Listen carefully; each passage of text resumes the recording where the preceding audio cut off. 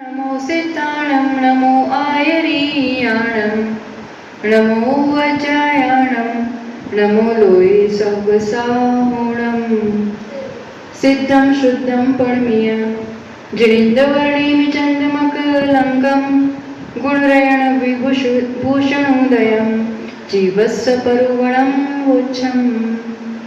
पंच परमेष्ठी भगवान की, तपस्वी सम्राट आचार्य सन्मति सागर जी महाराज की, चतुर्थ पट्टाधीश आचार्य रोगन सुनील सागर जी गुरुदेव की।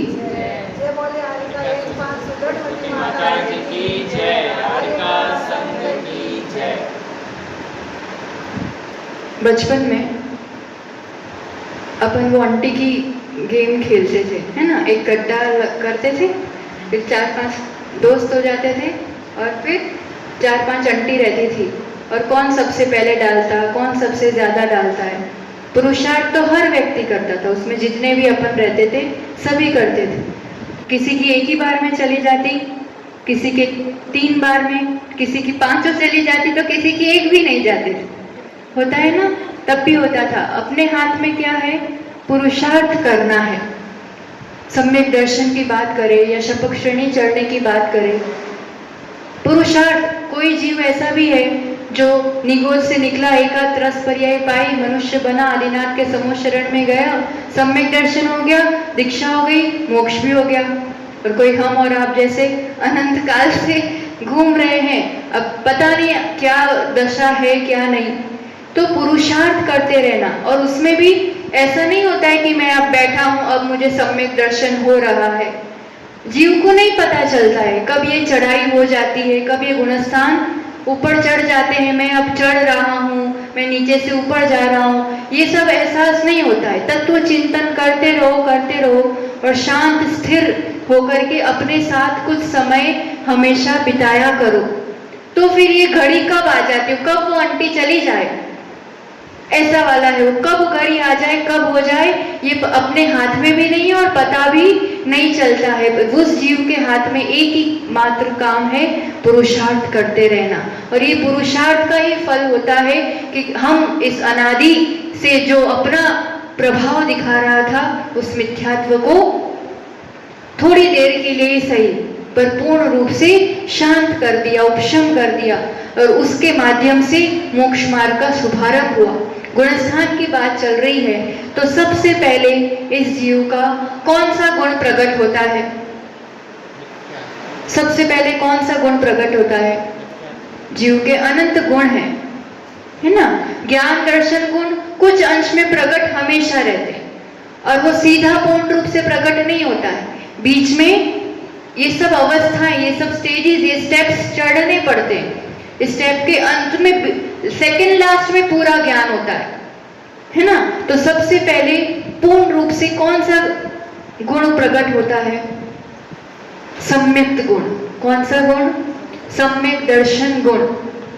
किसी का भी अब तक जितनों ने भी चढ़ाई की है, पहुंचे हैं, सभी के लिए रास्ता एक ही है, मार्ग यही है ना। बिल्कुल भी एक अंश में भी प्रकट नहीं था वो गुण। सम्यक गुण थोड़ा सा भी था नहीं था। पूर्ण रूप से किसका प्रभाव था? मिथ्यात्व का। कब से? अनादि से। पर कुछ शशक निमित्त, उसकी खुद का शौक्षम संगी पंचेंद्र भव्य जीव, फिर ऐसे देव शास्त्र गुरु का निमित्त कि सबसे पहले उस मिथ्यात्व को दबा करके सब जीवों के लिए सम्यक गुण प्रकट होता है। यानी वो उस स्थान पर पहुंच जाता है जहां सम्यक की प्रधानता है, जहां वो गुण प्रकट होता है। तो पहले में जहां बिल्कुल भी सम्यक नहीं था, फर्स्ट गुणस्थान मिथ्यात्व, है ना। और वहां पुरुषार्थ करके सबसे पहले जीव कहां पहुंचता है? सम्यक गुणस्थान में। कौन सा गुण प्रकट होता है? सम्यक दर्शन। किसके माध्यम से? प्रथमोपशम सम्यक के इस भेद से। कौन सा वाला सम्यक होता है? उपशम सम्यक दर्शन। प्रथमोपशम सम्यक दर्शन होता है, और वो जीव सीधा चौथे गुणस्थान में पहुंचता है। प्रथम उपशम सम्यक दर्शन का काल कितनी देर के लिए उपशम होगा? निषेक मिथ्यात्व के रोके जाएंगे। वो तो साधन का समय। प्रथमोपशम सम्यक दर्शन का समय अंतर्मुहूर्त, ये फिक्स है। अंतर्मुहूर्त, उससे ज्यादा वो नहीं रह सकता, नियम से छूटेगा। है ना। अब जो सम्यक दर्शन गुण की बात हो रही है, सबसे मुख्य गुण जिससे मोक्ष मार्ग का मंगलाचरण होता है। अब ये सम्यक दर्शन गुण, अब तक गुण तो इस आत्मा का ही है और इसी आत्मा में प्रकट हुआ है, तो अभी तक किस वजह से नहीं प्रकट हो पा रहा था? मिथ्यात्व मुख्य रूप से कारण। दर्शन मोहनीय, सम्यक दर्शन को रोकने वाला दर्शन मोहनीय कर्म, तो मिथ्यात्व और अनंतानुबंधी उसके साथ चारित्र मोहनीय वाली। ठीक, अब इसकी दशा कैसी है? प्रथम उपशम सम्यक होता है, तब अनंतानुबंधी का उपशम है, मिथ्यात्व का उपशम है, और उस समय अब इस दर्शन मोहनीय के 3 भेद हो गए, ये देखा था अपन ने, है ना। अब इस सत्ता में मान लो यहाँ समय पूरा हो रहा है प्रथम उपशम सम्यक का, तो अब सत्ता में कौन कौन सा द्रव्य है? अनंतानुबंधी है, सत्ता में है, मिथ्यात्व है, सत्ता में तो है ना, सत्ता में तो रखा ही हुआ है, सत्ता में मिथ्यात्व भी है, और अब मिथ्यात्व के साथ और 2 है, सम्यक मिथ्यात्व और सम्यक। पहले तक सिर्फ मिथ्यात्व था सत्ता में, और उदय में भी वही आ रहा था, इसलिए जीव मिथ्या दृष्टि था। फिर मिथ्यात्व को दबाया, उदय का अभाव किया, जीव सम्यक दृष्टि हुआ, पर उसका समय भी पूरा होगा, है ना, क्योंकि मैक्सिमम समय अंतर मुहूर्त है। तो अब उसके बाद क्या? उसका समय जैसे ही पूरा हुआ, अब निषेक रचना वापस तैयार है, उदय वापस होना है, तो अब उसके बाद क्या होता है? तो कल उसमें से एक ऑप्शन देखा था अपन ने, इस गुण को प्रभाव करने वाली 7 प्रकृतियां। पहले ये चीज एकदम ध्यान में होना चाहिए, सम्यक दर्शन की जब बात आएगी तो उसके संबंधित कितनी कर्म प्रकृतियां हैं? 7। मिथ्यात्व, सम्यक मिथ्यात्व, सम्यक, ये दर्शन मोहनीय की, और अनंतानुबंधी की 4। जो बात होगी इसी के लिए होगी, अभी जितनी भी बात होगी। ठीक, अब उसमें से अगर अनंतानुबंधी का उदय हो जाता है समय के पहले, अब यहां पर आएगा कि वो प्रथम उपशम सम्यक पूरे होने के पहले 6 आवली समय से लेकर के घटते घटते एक समय तक, मैक्सिमम 6 आवली और कम से कम एक समय, उतने समय में अगर अनंतानुबंधी में से किसी एक का उदय हो जाता है तो फिर वो सम्यक की विराधना हो गई। अनंतानुबंधी के उदय में सम्यक दर्शन नहीं रह सकता, पर अभी मिथ्यात्व का भी उदय नहीं हुआ है, तो बीच वाली अवस्था कि सम्यक दर्शन के पहाड़ से वो जीव मिथ्यात्व की भूमि पर गिरने को सन्मुख हुआ है, गिरा नहीं है, स्पर्श नहीं किया है, तो वो जो सन्मुख हुआ है, वो जो बीच का अंतराल है 6 आवली से एक समय का, बस उतने ही समय के लिए होता है सम्यक की असाधना से सासाधन गुणस्थान। तो इस कर्म के बारे में ध्यान आ गया कि समय से पहले अगर कोई जीव गिरेगा तो कहाँ गिरेगा? अनंतानुबंधी के उदय से नीचे आएगा तो सासाधन में आएगा, और फिर नियम से नीचे ही आएगा, मिथ्यात्व में ही आएगा, ये नियम से नीचे गिरेगा। यानी दूसरा जो गुणस्थान है वो कभी भी पहले से ऊपर चढ़ने में नहीं आता है, चढ़ने के क्रम में दूसरा गुणस्थान नहीं आता है। वो दूसरे गुणस्थान में कदाचित कोई जीव पहुंचता है तो ऊपर से नीचे गिरते समय ही, और वो भी उपशम सम्यक के काल में ही, बाकी भी दूसरा भी कोई ऐसा समय नहीं है कि जब ये गुणस्थान बने। उपशम सम्यक के काल में, इस छोटे से काल के लिए कदाचित ये उदय में आ जाए तो ही ये गुणस्थान बनता है, बाकी नहीं बनता है। जरूरी नहीं है कि सब जीवों को ये गुणस्थान में जाना ही पड़े कि हो ही, ऐसा कोई जरूरी नहीं है। अब मान लो, अब दूसरी बात, अपन दूसरे गुणस्थान की सभी बातें हो ही गई थी, है ना। सासाधन का अर्थ बताया था सम्यक की असाधना से, काल इसका एक समय से 6 आवली, कारण प्रथम उपशम के सम्यक के काल में अनंतानुबंधी में से किसी एक कषाय का उदय। ठीक, अब इसमें अपन ने जब भाव देखे थे ना, जब सभी गुणस्थान के भाव बताए थे, सबसे पहले में औदायिक भाव, मिथ्यात्व गुणस्थान कैसे होता है? मिथ्यात्व के उदय से, इसलिए उसमें औदायिक भाव कहा था। दूसरे गुणस्थान में पारिणामिक भाव कहा था। अब पारिणामिक भाव मतलब पता है अपन को, जो कर्म के निरपेक्ष होता है, जिसमें कर्म की अपेक्षा नहीं लगती है। तो क्या इस गुणस्थान में सब कर्मों को जीत लिया है? कर्मों को तो नहीं जीता है। अब यहाँ पारिणामिक भाव क्यों कहा? भाव 5, औदायिक, शायिक, शयोपशमिक, औदायिक, पारिणामिक और उपशम। अब यहाँ पर उपशम भी नहीं है, अनंतानुबंधी को दबाया था पर उदय हो गया ना, तो उपशम है नहीं है, तो औपशमिक भाव नहीं बनेगा। क्षय किया है किसी कर्म का? नहीं किया है, तो क्षयिक भाव भी नहीं बनेगा, शयोपशमिक भाव भी नहीं बनेगा। अब आप कहोगे कि अनंतानुबंधी का तो उदय है, तो औदायिक भाव बन सकता है ना? उदय की वजह से बना ना ये गुणस्थान अनंतानुबंधी की। पर अनंतानुबंधी चारित्र मोहनी की प्रकृति है और पहले से चौथे गुणस्थान तक दर्शन मोहनी की विवक्षा लेनी है। अपन ने सबसे पहले ये समझा था कि 1 से 4 गुणस्थान तक दर्शन मोहनी की अपेक्षा और फिर 5वें से लेकर के चारित्र मोहनी की अपेक्षा लेनी है। अब दर्शन मोहनी की अपेक्षा लेंगे तो दर्शन मोहनी की 3 प्रकृति, मिथ्यात्व, सम्यक मिथ्यात्व और सम्यक। इन तीनों में से किसी का क्षय हुआ है? नहीं। उपशम हुआ है? नहीं। इसने तो उपशम किया नहीं है, फिर उसका शोपशम भी नहीं हुआ है। क्षय एक भी दशा नहीं बन रही है ना, औदायिक, शायिक, शोपशमिक, उपशमिक। दर्शन मोहनी की वजह से इसमें कोई भी घटना नहीं घट रही। घटना घट रही है अनंतानुबंधी की वजह से, चारित्र मोहनी की वजह से। इसलिए दर्शन मोह की अपेक्षा नहीं रखता है ये गुणस्थान, इसलिए ये पारिणामिक भाव यहाँ पर कहा है। दर्शन मोह की अपेक्षा नहीं है ना, पारिणामिक यानी जो कर्म की अपेक्षा नहीं रखता है, जिसमें कर्म की वजह से अमुक दशा नहीं बनती है। तो यहाँ जो भी दशा बन रही है साधन में, वो दशा दर्शन मोहनी की वजह से उस एक भी कर्म प्रकृति की वजह से नहीं बन रही है, इसलिए उस अपेक्षा से यहाँ पारिणामिक का है। बाकी सब भावों को जीत लिया या कोई कर्म खत्म हो गई, उस अपेक्षा से नहीं। दर्शन मोह से निरपेक्ष है ये गुणस्थान की अपेक्षा, अनंतानुबंधी की अपेक्षा ये गुणस्थान है, इसलिए पारिणामिक भाव कहा है। अब ये गुणस्थान की चर्चा अपन यहाँ लगभग विराम देते। अब अपन आगे बढ़ते कि प्रथम उपशम का पूरा अंतर्मुहूर्त काल समाप्त हो गया। ठीक, आराम से उस दशा का अनुभव किया, पूरा उपशम रहा उस टाइम और काल पूरा हुआ। अब काल पूरा होने के बाद अब क्या? तो अब अपने पास सत्ता में 3 कर्म है, मिथ्यात्व, सम्यक मिथ्यात्व और सम्यक। अब तो सत्ता में तीनों भेद उस टाइम में हो गया, सब बंटवारा और वगैरह सब चीज है ना। अब तीनों में से कोई भी एक उदय में आ सकता है और जो उदय में आएगा उस अपेक्षा उस जीव का गुणस्थान बनेगा, उसकी अवस्था बनेगी। हाँ,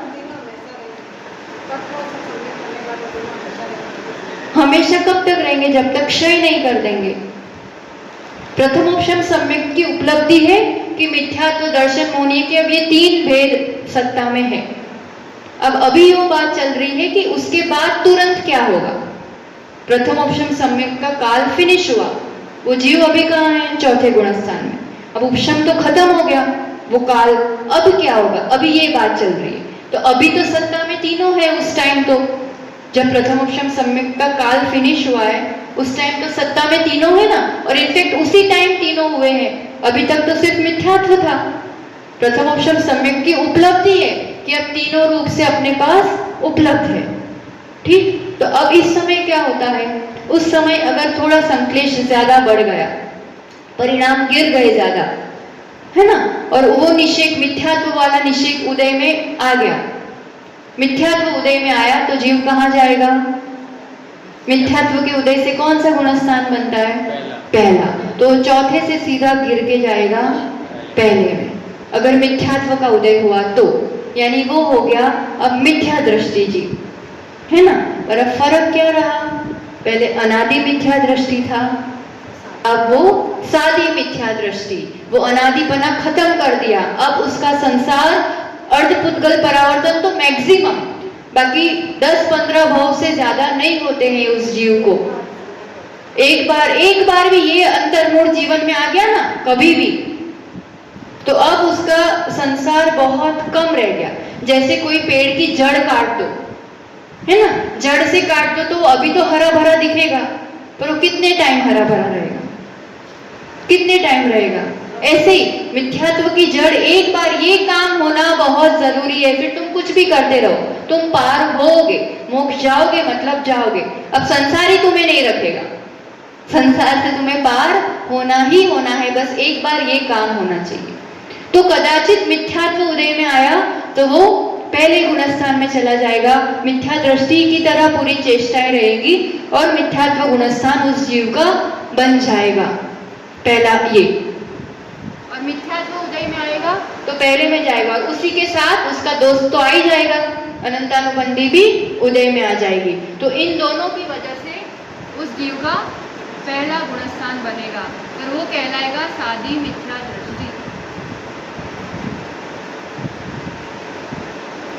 ठीक, पहला ऑप्शन। अब दूसरा ऑप्शन, मिथ्यात्व उदय में नहीं आकर के सम्यक मिथ्यात्व उदय में आएगा। वो कर्म प्रकृति है सत्ता में, उसके भी अपने निश्चय के। तो जैसे ही समय पूरा हुआ और नेक्स्ट उदय में कौन आया, सम्यक मिथ्यात्व। सम्यक मिथ्यात्व के उदय से अब जीव कहाँ जाएगा, अभी चौथे में है। सम्यक मिथ्यात्व के उदय से सम्यक मिथ्यात्व गुणस्थान बनता है, यानी चौथे से कहाँ जाएगा वो, तीसरे में। ठीक है। अब इस गुणस्थान में क्या क्या होता है, क्या लक्षण है, तो जैसा नाम है उसी रूप का काम है, सम्यक और मिथ्यात्व, मिश्र रूप परिणाम। ठीक। अब ये मिश्र रूप परिणाम किस रूप से होते हैं, क्या होता है इस गुणस्थान में, कैसा क्या, तो आगे की गाथाओं में, दूसरी गुणस्थान तक कल अपन ने जीवकांड में देखा था, और आज 21 नंबर की गाथा से उसी आचार्य नेमिचंद्र स्वामी के शब्दों में अपन सुनते हैं, समझते हैं। सम्मामिच्छुदेन जन्तर्थ वागाधिकज्जेन नये सम्ममिच्छं प्रियसम्मिसो होदि परिणामो। सम्मामिच्छु उदयेन, किसका उदय, सम्यक मिथ्यात्व के उदय से कौन सा गुणस्थान बनता है, सम्मिमिसो, ये मिश्र गुणस्थान, तीसरा गुणस्थान बनता है।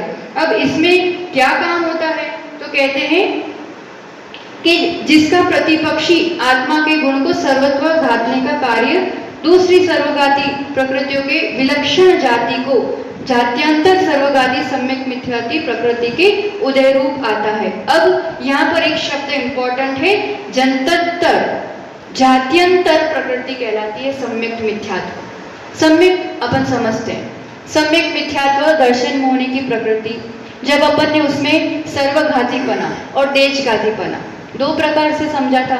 ठीक, तब सम्यक मिथ्यात्व को कौन सी कैटेगरी में डाला था, सर्वघाती कहा था कि देशघाती, सर्वघाती। मिथ्यात्व और सम्यक मिथ्यात्व सर्वघाती थे और सम्यक प्रकृति देशघाती थी, है ना। तो प्रकृति कैसी है, सम्यक मिथ्यात्व सर्वघाती प्रकृति है। तो जाति क्या हुई उसकी, सर्वघातीपना, यानी पूर्ण रूप से गुण का घात करना। सर्वघात, जैसे मिथ्यात्व सम्यक का पूरा घात करता है, मिथ्यात्व कैसी प्रकृति है, सर्वघाती।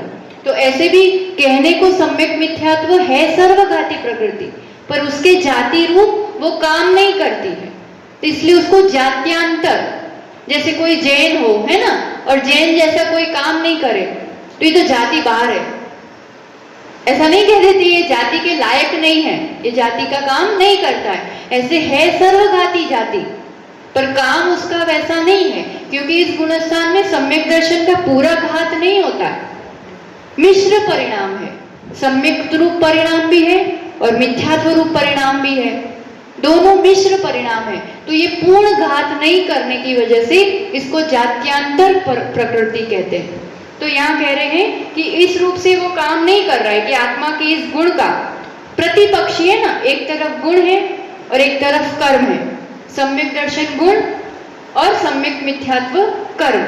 तो इस गुण का प्रतिपक्षी तो है वो, पर पूर्ण रूप से घात नहीं करने की वजह से इसको इस रूप की प्रकृति कही, और इस प्रकृति की वजह से जहाँ सम्यक रूप परिणाम भी है, मिथ्यात्व रूप परिणाम भी है, तो उससे कौन सा गुणस्थान बनता है, मिश्र गुणस्थान, तीसरा गुणस्थान। ठीक, इसके उदय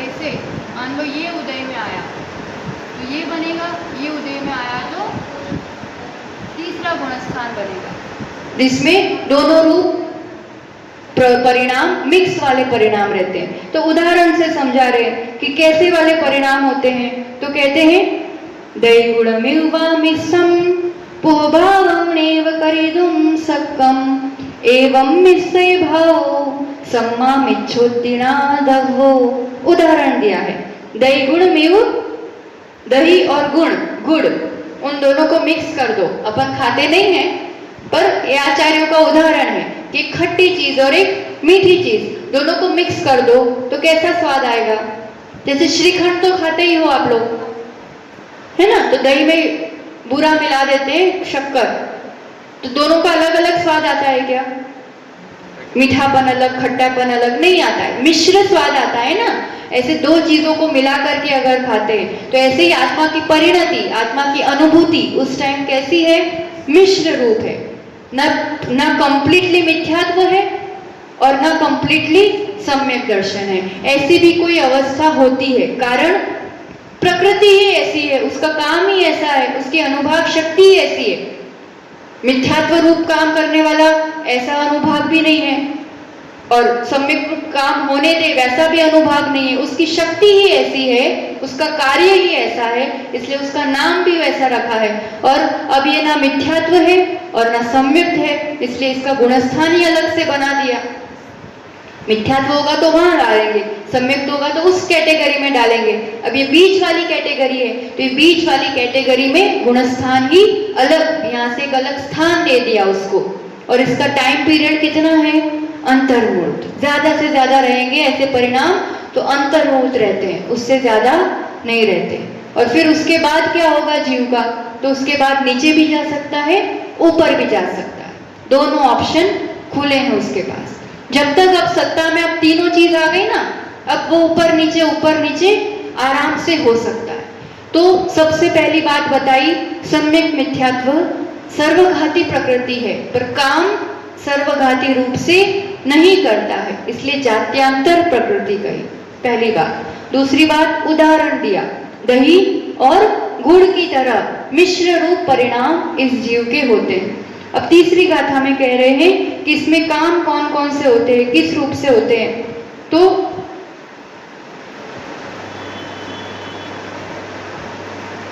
सो संजम न गिन्हदी दे संजमं बाणबंध दे आऊं संवं वामिच्छं वा परिवज्ये मरदिनियामेना।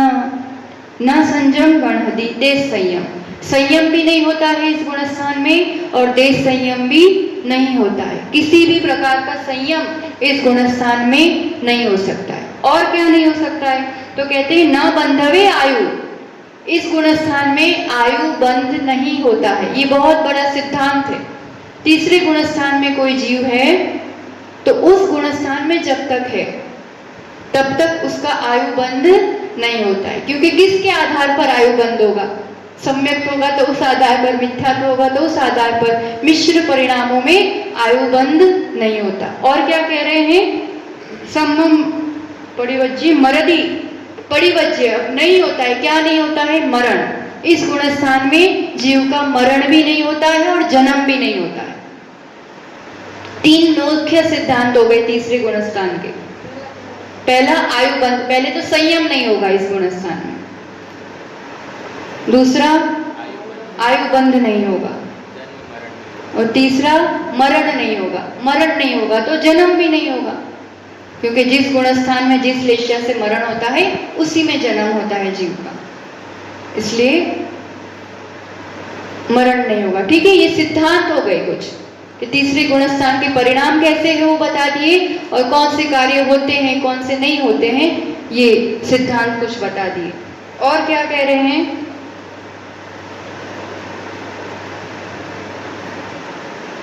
और यहाँ पर और एक गाथा में कह रहे हैं कि अब मरण नहीं होगा तो फिर इस गुणस्थान से उस जीव का आयु बंध जिसमें हुआ होगा, अगर सम्यक दर्शन के साथ आयु बंध हुआ होगा तो वो चौथे में जाके मरेगा, और मिथ्यात्व के साथ आयु बंध हुआ होगा तो पहले गुणस्थान में जाके मरण होगा।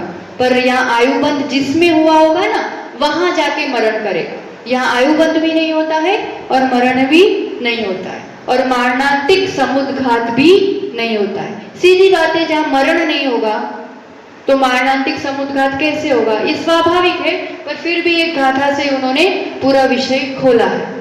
मारणांतिक समुद्घात मतलब, समुद्घात किसे कहते हैं? ध्यान है, 7 प्रकार के होते हैं समुद्घात। समुद्घात यानी शरीर से आत्म प्रदेश बाहर निकलते हैं, है ना। वो शरीर को पूरा छोड़ नहीं देंगे, पर उस शरीर से, जैसे अभी आत्म प्रदेश कहाँ है? इस शरीर में ही है ना पूरे, पर अति वेदना होने में, कषाय होने पर, केवली भगवान जब उनके मोक्ष के पहले, ये सब समुद्घात है। आत्म प्रदेश बाहर फैलते हैं शरीर के। तो मारणांतिक समुद्घात यानी मरण के पहले वो जीव जहां उसको जन्म लेना होता है ना, आत्म प्रदेश शरीर से बाहर निकल के वहां स्पर्श करके आते हैं, एक बार देख के आते हैं कि कहाँ जाना है।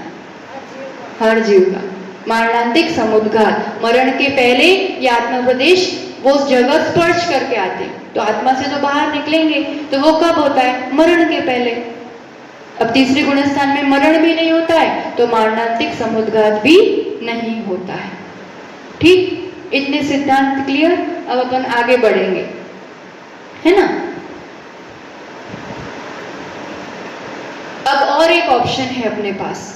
प्रथम ऑप्शन सम्यक के बाद मिथ्यात्व उदय में आया तो पहला गुणस्थान, सम्यक मिथ्यात्व उदय में आया तो तीसरा गुणस्थान, और सम्यक उदय में आएगा तो क्या कहलाएगा? सम्यक प्रकृति कैसी प्रकृति है? देशघाती प्रकृति, है ना। बहुत कम अनुभाग है उसका। कोई देशघाती प्रकृति होती है तो वो गुण प्रकट रूप रह सकता है। सर्वघाती होती है तो गुण का पूरा घात होता है। देशघाती प्रकृति होती है तो गुण रह सकता है ना। कौन से गुण की बात चल रही है? सम्यक दर्शन गुण की। तो सम्यक दर्शन गुण में मिथ्यात्व नहीं है, सम्यक मिथ्यात्व नहीं है, और सम्यक है तो सम्यक दर्शन बना रह सकता है। सम्यक दर्शन रहेगा मतलब वो चौथे में ही रहेगा। तो ये कौन सा सम्यक दर्शन कहलाएगा? क्षयोपशमिक सम्यक दर्शन। तो प्रथम ऑप्शन सम्यक दर्शन के बाद उसका काल फिनिश हुआ, पर वो मिथ्यात्व में नहीं गिरा, नीचे नहीं गिरा, वहीं के वहीं रहा। तब उपशम भी पॉसिबल नहीं है। तो अब कौन सी वाली दशा बनेगी उसकी? क्षयोपशम वाली दशा। वो कैसे बनती है? सीधा क्षयोपशम हो गया, मिथ्यात्व में नहीं जाना पड़ा। मिथ्यात्व उदय में आता तो वहां जाना पड़ता, दर्शन में उदय में आता तो वहां जाना पड़ता। सम्यक मिथ्यात्व विशुद्धि बनी रही, है ना। तो अब सत्ता में तो तीनों थे। क्षयोपशम वाली अवस्था यानी, देखो अब समझते हैं, यहाँ करते हैं। अब जीव को क्या हो गया? सम्यक दर्शन बना रहा उसको, है ना। क्षयोपशम सम्यक दर्शन यानी किसी जीव को उपशम सम्यक दर्शन के बाद कौन सा सम्यक दर्शन होता है? क्षयोपशम सम्यक दर्शन, नियम से। ठीक, अब क्षयोपशम सम्यक दर्शन में 3 अवस्था होंगी। एक तो ये तो सम्यक का, तो सम्यक का उदय है, सम्यक का उदय हो गया। ठीक, अब मिथ्यात्व का क्या होगा? मिथ्यात्व सत्ता में तो है, सत्ता में है और निषेध भी है, तो उदय में तो आएंगे, और उदय में आएंगे तो सम्यक दर्शन कैसे रहेगा? तो क्या करेंगे उसका? क्षयोपशम। 2 चीजें होना है यहाँ पर, क्षय प्लस उपशम। उद्याभावी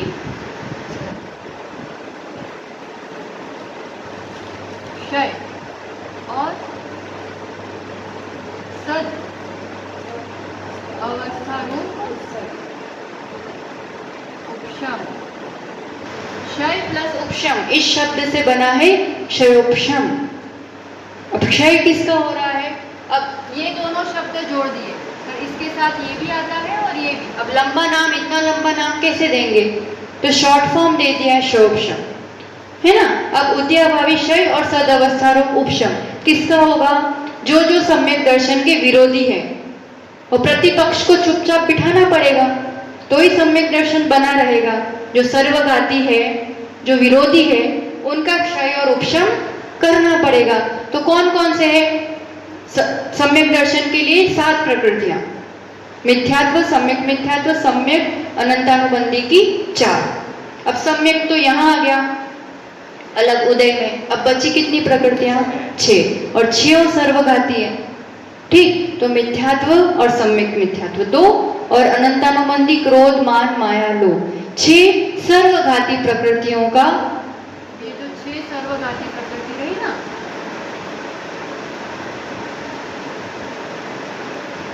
उनका होगा उद्याभावी क्षय। उद्याभावी क्षय किसका होता है? वर्तमान निषेकों का। ठीक है, निषेक रचना सबकी है।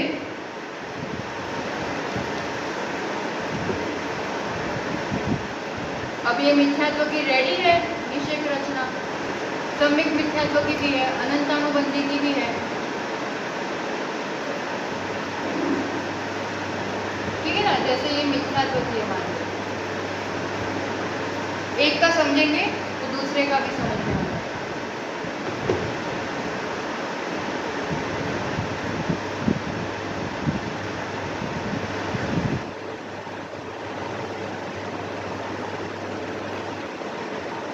ठीक है, अब वर्तमान, ये अच्छे से समझ लेना, क्योंकि परिभाषाएं तो सब किताबों में दी होती है, पर फिर वो समझ में नहीं आता। परिभाषा सीधी इतनी होती है, सर्वघाती स्पर्धकों का उद्याभावी क्षय, भविष्यकालीन निषेकों का सर्वोपशम और देशघाती का उदय, दिस इज क्षयोपशम। पर होता क्या है उसमें, वो समझो। वर्तमान निषेकों का किसमें? सर्वघाती प्रकृतियों में। लॉजिक समझ लो, मुझे करना क्या है, उन जो सर्वघाती जो भी कर्म है उनको उदय में नहीं आने देना है। अगर वो उदय में आए गए तो सम्यक दर्शन बना रहेगा, है ना। मिथ्यात्व उदय में आ गया तो सम्यक दर्शन नहीं रह सकता। अभी सम्यक दर्शन बना के रखना है मुझे, ठीक है ना। तो उसके लिए क्या करना पड़ेगा, उन सर्वघाती प्रकृतियों का उदय नहीं होने देना है। पर वो कर्म तो पड़े हैं ना, एक एक उदय में आने के लिए तैयार बैठे हैं, तो उदय में नहीं आने देंगे ऐसे भी कैसे चलेगा। तो अपने परिणामों की विशुद्धि की वो ताकत है। क्षयोपशम अवस्था बनाए रखना मतलब अपनी विशुद्धि, अपनी जागृति, अपनी रुचि वैसी जबरदस्त बना करके रखना कि उसका जो उदय में आने को रेडी बैठा है उसका क्या हो गया, उद्याभावी क्षय। क्षय तो होना है, आत्मा से तो अलग होना है, ये जस्ट अलग होने को रेडी बैठा है, उदय में आएगा और जाएगा। पर उद्याभावी मतलब उदय की अपेक्षा अभाव। उदय की अपेक्षा अभाव मतलब उसी रूप से वो उदय में नहीं आएगा। किस रूप से उदय में नहीं आएगा, सर्वघाती पने से उदय में नहीं आएगा। उस अपेक्षा से उसके उदय का अभाव कर दिया। ऐसे तो उदय का अभाव करते तो उपशम हो जाता है, पर यहाँ उदय का उस रूप से अभाव नहीं किया, असंभव नहीं किया कि उदय हो ही नहीं रहा है, ऐसा नहीं। उस शक्ति से उदय नहीं हो रहा, तो किस रूप से उदय में होगा। जैसे ये रेडी बैठा है ना, अब ये उदय में आना है, तो क्या कर देते हैं, अपनी शक्ति से अपन इसको कन्वर्ट कर देते हैं। मिथ्यात्व किस रूप से उदय में आता है, क्योंकि उदय चल रहा है ना किसी का, तो जो लाइन चल रही है उस लाइन में घुस जा। इसको अपन ने पकड़ के रखा है कि तू तो नहीं जाएगा, नहीं जाएगा, और एक लाइन चालू रखी है अपन ने, है ना। तो कहेगा मैं तो इधर घुस जाता हूँ, मेरे को तो जाना है, तो जाना है बस। अब मिथ्यात्व जाने को तो रेडी बैठा है, उदय में तो आना है, और उसको अपने परिणामों से दबा के रखा है कि तू नहीं आ सकता बस। तो फिर अनुभाग शक्ति कम हो करके जस्ट एक सेकंड पहले, एक समय पहले ही ये काम होता है। ये उदय में जस्ट आने को है, पर मेरी रुचि बनी हुई है, मेरे आत्म निर्मलता बनी हुई है, तो ये सम्यक रूप से उदय में आके क्षय हो जाता है, खिर जाते हैं। एवरी मोमेंट, हर समय ये काम चल रहा है अपनी ही विशुद्धि के बल पर। मिथ्यात्व बांधा था, मिथ्यात्व की निषेक है, स्थिति है, उदय में आने को तैयार है, पर उस रूप से उदय में नहीं आने देते हैं। ये किस में काम हो रहा है, वर्तमान निषेकों में। जैसे करेला लेके आए आप, करेला खाते हो, खाते हो, तो सीधा यूं लाए और यूं खा लेते। जैसे ककड़ी टमाटर खाते ऐसे, ऐसे नहीं खाते, तो क्या करते, छीलते, अच्छे से धोएंगे, है ना, कि कड़वाश थोड़ी कम हो। फिर बनाते भी थोड़ा गुड़ शक्कर वगैरह डाल के फिर अच्छे से खाते, तो थोड़ी कड़वाश तो रहती है, पर फिर खाने लायक, भोजन करने लायक हो जाता है। सीधा डालेंगे तो पॉसिबल नहीं है। ऐसे सीधा मिथ्यात्व नहीं कर रहे, अपने परिणामों से क्या कर दिया, उसका कड़वापन कम कर दिया, जीवन सम्यक बना रहे उस हालत में, उस दशा में उसको कर दिया।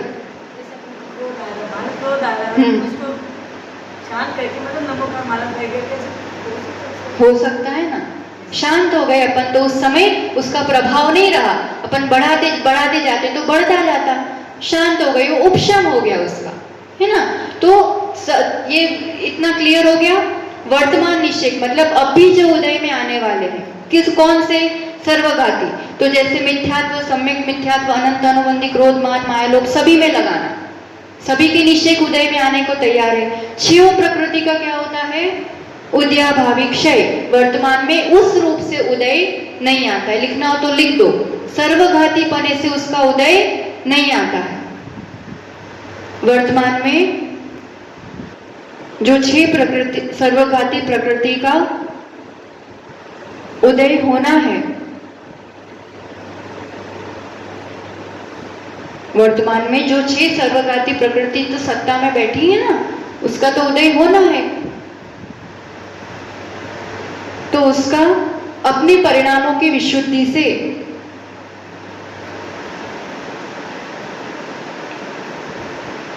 उसी रूप उदय का अभाव होता है।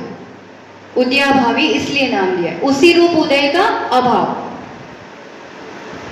उसी रूप मतलब सर्वघाती पने से, मिथ्यात्व जैसा है वैसा का वैसा उदय में नहीं आ रहा है, तो किस रूप से उदय में आएगा फिर, देशघाती रूप, सम्यक रूप परिवर्तित होकर के उदय में आएगा। ये संक्रमण हुआ, स्थिपुक संक्रमण बोलते, जस्ट एक समय पहले चेंज हो गया, मिथ्यात्व सम्यक रूप चेंज होके उदय में आ गया। ठीक, ये ऐसा चेंज होके फिर उदय में आ जाएगा। समय थोड़ा है पर ये विषय पूरा करेंगे अपन। इतना डन हो गया वर्तमान निषेकों का। अब क्या कह रहे हैं, सद अवस्था रूप उपशम, ये किसका होगा, उन्हीं 6 प्रकृति का, सेम ठीक होगा तो उन्हीं 6 प्रकृति का, पर किसका होगा, भविष्यकालीन निषेक, भविष्यकालीन निषेक जो बाद में उदय में आने वाले हैं। जैसे अब ये वर्तमान हो गया पहले बार, ये ऊपर वाले सब क्या हो गए, भविष्यकालीन निषेक जो बाद में उदय में आने वाले हैं, उनको क्या कर दिया, सद अवस्था रूप उपशम, जैसे है जो अवस्था उनकी है ना, जो स्थिति है उसी रूप उनको रखना। उपशम मतलब दबाना, जैसे है वैसे उसको रखना। अब ऐसा क्यों करना पड़ा, इसकी क्या जरूरत पड़ी, सोचने वाली बात है। वर्तमान को तो बदल दिया, अब मेरे परिणामों में इतनी ताकत है, जैसे यहाँ पर कोई चीज, ये टिकट की बारी है और आप एक एक चीज दे रहे हो, एक आ रहा है आप एक को दे रहे हो, एक आ रहा है और एक को दे रहे हो, लाइन लगी हुई है पूरी, एक साथ जब सब टूट पड़े तो क्या होगा, अपन अपने आप को संभाल नहीं पाएंगे। भोजन करने के लिए भी एक एक को देंगे तो हो जाएगा, एक साथ सब टूट पड़े तो नहीं संभाल पाएंगे। तो यहाँ पर एक एक मेरे परिणामों से मैं इतना कर रही हूँ कि अभी उदय में आ रहा है, इसको मैं सम्यक में चेंज कर रही हूँ, एक एक करके तो मैं कर पा रही हूँ, इतनी ताकत है। अब एक साथ सब उदीर्णा हो जाएगी तो उदीर्णा हो जाती है तो परिणामों को संभालना वो क्षम नहीं बना रहेगा, परिणाम नहीं संभाल पाएंगे। तो उदीर्णा नहीं होनी चाहिए। तुम्हारा जब समय है तुम चुपचाप बैठे रहो, तुम्हारा नंबर आएगा तभी तुम्हें उदय में आना है। उपशम का मतलब ये हो गया, अवस्था तुम्हारी जो है, स्थिति जो है, उसी रूप तुमको रहना है। तुम समय के पहले उदय में आके उदीर्णा नहीं हो सकती है, अपने अपने समय में ही उदय में आएंगे, अपने अपने समय में आएंगे तो मैं चेंज कर दूंगी उसको। ध्यान आया? तो सदअवसर उपशम का मतलब उदीर्णा नहीं होने देना, समय के पहले उसको उदय में नहीं आने देना। एक तो उसका पावर ऑलरेडी ज्यादा है मिथ्यात्व का, और फिर वो एक साथ अटैक करेंगे तो परिणाम नहीं बच पाएंगे। इसलिए तो ये स्टेज जरूरी है, और ये कौन बनाता है? जीव खुद अपनी विशुद्धि से। और इस अवस्था के साथ फिर सम्यक का उदय रहता है। सम्यक देशघाती प्रकृति है तो पूरा घात नहीं करता है सम्यक दर्शन का, तो इसलिए क्षय और उपशम की अपेक्षा इसको क्षयोपशम सम्यक दर्शन कहते हैं। और सम्यक का उदय है, उसका वेदन हो रहा है, उसका अनुभव हो रहा है, इसलिए इसको वेदक सम्यक दर्शन, वेदक सम्यक दृष्टि जीव भी कहते हैं उदय की अपेक्षा, है ना। अब एक ही बात ले लेते हैं इसके साथ, क्योंकि ये अवस्था जब होती है ना तो देशघातीपना है, सम्यक प्रकृति का उदय है। अब इसका नाम सम्यक दिया है तो इसका मतलब ये नहीं कि ये सम्यक दर्शन होने देता है। कर्म का काम क्या है? गुणों का घात करना। कर्म का नाम ही ये है कि गुण का घात करते हैं, है ना। तो गुण का घात तो करता है, ये पूरा घात नहीं करता है, इसलिए सम्यक दर्शन है।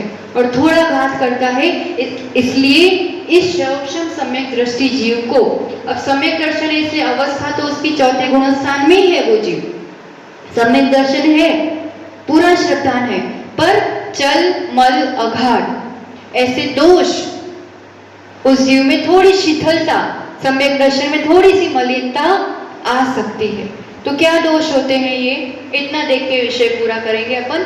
ये विषय ध्यान आ गया? प्रथमोपशम सम्यक के बाद जीव या तो पहले गुणस्थान में जाएगा अगर मिथ्यात्व का उदय हो, सम्यक मिथ्यात्व का उदय हुआ तो तीसरे गुणस्थान में, और सम्यक प्रकृति का उदय हुआ तो चौथे गुणस्थान में। पर सम्यक के उदय के साथ ये भी जरूरी है, मिथ्यात्व और सम्यक मिथ्यात्व का भी क्षयोपशम जरूरी है। ठीक, अब चल मल और जैसा नाम है और ये प्राय करके सुना भी रहता है, चल यानी चलायमान होना, चंचलता होना। सम्यक दर्शन है, देवशास्त्र गुरु पर ही श्रद्धान है, मोक्ष मार्ग ये है, सब चीज पता है और उस आत्म जागृति के साथ जीता भी है जीव। पर उसमें जैसे लहरें उठती है ना, तो कैसी चंचलता आती है पानी में, इस रूप की थोड़ी सा कभी कदाचित चलायमान हो सकता है उसका श्रद्धान थोड़ा बहुत, और चलायमान भी हो सकता है तो थोड़ा अपनत्व भी आ सकता है, ये मेरा मंदिर, ये मेरी वेदी, मैं यहाँ करता हूँ। या फिर इस रूप से भी हो सकता है कि नहीं, पार्षद भगवान का नाम लो तो उपसर्ग दूर हो जाते हैं, शांतिनाथ का नाम लो तो शांति मिलती है। श्रद्धान यही है, पर उसमें थोड़े से एक विचलता आती है, चंचलता आती है।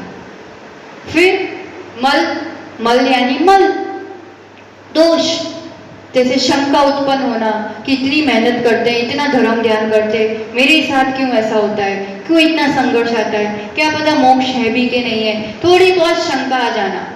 फिर कांक्षा होना कि कोई सांसारिक इच्छा से करना, जो 8 अंग है सम्यक दर्शन से उसके विपरीत 8 मल या दोष। कभी कभी अपने ही बीच अपने ही साधर्मियों की चर्चा करने लगा, अनुगहन अंग, अस्थितिकरण, अवात्सल्य, है ना। तो ये सब चीजें, ये जो दोष है 8 अंग के विपरीत, निशंकित, निकांक्षित, निर्विचिकित्सक, अमूढ़ दृष्टि, उपगोहन, स्थितिकरण, वात्सल्य और प्रभावना, तो ये 4 के 8 विपरीत जो है ये दोष आ जाते हैं। तो कदाचित ये दोष थोड़े बहुत उस सम्यक दर्शन में हो सकते हैं। और तीसरा अगाढ़, गाढ़ यानी एकदम गाढ़, गहरा, है ना। और अगाढ़ मतलब वो गहरापन, वो स्थिरता नहीं है। जैसे कोई बुजुर्ग के हाथ में लकड़ी थमा दो तो हाथ भी तो कांपता है ना, ऐसे कंपन वाला, एकदम गाढ़ स्थिर वाला सम्यक दर्शन नहीं, थोड़ा बहुत कंपन करने वाला, इस टाइप से। तीनों का लगभग एक ही तरह का अर्थ है कि एकदम प्योर, निर्मल, परफेक्ट वाला सम्यक दर्शन नहीं, थोड़ा बहुत दोष के साथ, थोड़ा शिथिलता के साथ, थोड़ी मलिनता के साथ ये सम्यक दर्शन होता है। पर प्रथमोपशम के बाद क्षयोपशम सम्यक दर्शन ही किसी भी जीव को होता है। और अपन भी अगर पहले कभी प्रथमोपशम सम्यक दर्शन किया होगा, हम सब ने किया है ना, भरोसा तो रखते हैं कि किया है। और अभी तो मिथ्यात्व के उदय में जन्म हुआ, मिथ्यात्व गुणस्थान में हुआ, तो अब सम्यक दर्शन के अंश वाला होगा। अब कौन सा वाला होगा? तो मिथ्यात्व गुणस्थान में जीव है, ठीक है ना, मिथ्यात्व का उदय चल रहा है, पर सत्ता में तो तीनों है, अब एकदम क्लियर होना चाहिए, सत्ता में मिथ्यात्व, सम्यक मिथ्यात्व और सम्यक तीनों पड़े हुए, और मैं मिथ्यात्व गुणस्थान में मैंने जन्म लिया, पर रोज रोज जिनालय आती हूँ, रोज जिनवाणी सुनती हूँ, गुरु के दर्शन करती हूँ, तो परिणामों में विशुद्धि बढ़ती है और उस विशुद्धि के बल पर फिर ये काम करती हूँ। श्रद्धान पक्का हो जाता है कि नहीं, मार्ग तो यही है, भगवान यही है, मतलब यही है, वीतरागी ही सच्चे देव है, गुरु इसी को कहते हैं। इतना दृढ़ श्रद्धान हो जाता है ना, मैं आत्मा हूँ, ये जड़ आदि पदार्थों से, शरीर आदि से भिन्न हूँ, अब होश है, अब ज्ञान है, वो सम्यक है, तो इस बल पर मिथ्यात्व और सम्यक मिथ्यात्व का अपन क्या करते हैं, क्षयोपशम, और सम्यक का उदय चल रहा है। जितनी स्थिरता, जितनी विशुद्धि बनाए रखेंगे तो ये बना रहेगा, और अगर श्रद्धा में विचलितता आ गई, घट गई, विशुद्धि गई, तो फिर वापस मिथ्यात्व भी हो जाता है। इससे पहले चौथा ऐसा चलता रह सकता है, और इस काल में क्षयोपशम सम्यक दर्शन ही होता है, दूसरा कोई सम्यक दर्शन नहीं होता है। कदाचित किसी को प्रथम उपशम हो तो हो, चांसेस कम रहते हैं, और वो तो पूरी जिंदगी में एक आध बार हो। बाकी जो पहले सत्ता में लेकर के आए हैं, उसके बल पर फिर 3 करण, वो 5 लब्धि और 3 करण, ये सब नहीं करना पड़ता है, क्षयोपशम सीधा हो जाता है। प्रथम उपशम सम्यक के लिए वो पूरी 5 लब्धियां थी, अब ये काम एक बार कर दिया, अब क्षयोपशम के लिए 5 लब्धि नहीं चाहिए पड़ती है, सीधी विशुद्धि बढ़ी कि ये काम गुणस्थान चढ़ना हो जाता है, जाएगा। मिथ्यात्व ही हो गया ना, वापस क्षयोपशम ही क्यों होगा। हाँ, इसको और अगर आगे विषय लेंगे कि 3 प्रकार से सम्यक दर्शन किस रूप से होते हैं, पर मिथ्यात्व से डायरेक्ट किसी को भी होगा तो क्षयोपशमिक होगा, और क्षयोपशमिक सम्यक दृष्टि को शायिक सम्यक दर्शन होता है, सीधा शायिक सम्यक दर्शन नहीं होता है। वो कल अपन समझेंगे, और आगे के गुणस्थानों को भी, चौथे गुणस्थानों को भी गाथाओं से देखना है। तो आज के लिए इतना ही कि अपन अपनी विशुद्धि और श्रद्धा इस रूप से बनाए रखें कि क्षयोपशम सम्यक दर्शन बना रहे, और कब तक, कब तक, समाधि मरण तक। समाधि मरण तो भी कहलाएगा अगर सम्यक दर्शन होगा, और वैसा सम्यक दर्शन के साथ समाधि मरण होगा तो ही देववादी पर्याय मिलके अपना मोक्ष मार्ग प्रशस्त होगा। तो जय बोलो आचार्य गुण सुनील सागर जी गुरुदेव की जिनवाणी स्तुति। जिनवाणी के ज्ञान से सूझे लोकालोक, सोवाणी मस्तक नमो सदा देत हूँ दो।